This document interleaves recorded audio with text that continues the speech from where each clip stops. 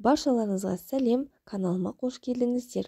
Бүгінгі видеода балаға 6-7 айынан бастап беруге болатын, үй жағдайында жасалатын каша түрімен бөлісетін боламын. Каналымнан алыстамаңыздар. Бізге қажетті ингредиенттер 50 грамм күріш және де алмұрт. Қайнап тұрған суымызға әбден жуылып тазартылған күрішімізді салып пісіріп аламыз. Бұл жердегі су мөлшері 200 мг.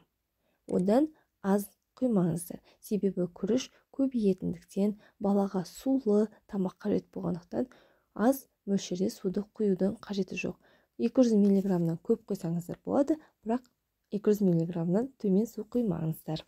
Бұл каша 7 айлық балаға дайындалып жатыр. Бұл маған таңғы және түскі асқа әбден жеткілікті. Кешкі асқа тағы да бір қосымша тамақты дайындайтын боламын. Егер де сіздің балаңыз 9, 11, 12 айлық болатын болса, әрине күріштің мөлшерін 2-3 есеге көбейтесіздер. Күрішіміз дайын болғанша алмұртымызды дайындап аламыз. Егер алмұртыңыз жұмсақ болатын болса, онда мен секілді кесіп алсаңыздар болады. Ал егер алмұртыңыз қаттырақ болатын болса, онда теркадан өткізіп алғанды кеңес беремін. Құрметті менің оқырмандарым және де канал қонақтары, алдағы уақытта қосымша тамаққа байланысты әртүрлі пайдалы видеолар шығатын болғандықтан күрішіміз піскен уақытта алдын ала туралы болған не болмаса теркадан өткізіп алған алмұртымызды салып, астын өшіріп 2-3 минутқа бұқтырып аламыз.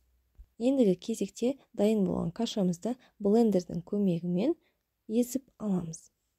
Құрметті тыңдармандарым, бұл жерде алмұрттың орнына бала танысқан кез келген көкөністерді, жеміс-жидектерді қоса берсеңіздер болады. Мінекей блендердің көмегімен кашамызды езіп дайындап алдық. Консистенция осындай қоймалжың, әдемі болып шықты. Артық су қоспадым. Егер сіздің кашаңыз тұтқыр болып қалған жағдайда кішкене мөлшерде су қосып жіберсеңіз болады. Менімен бірге осындай 6-7 айлық балаға каша дайындағаныңыз үшін көптен көп рахмет.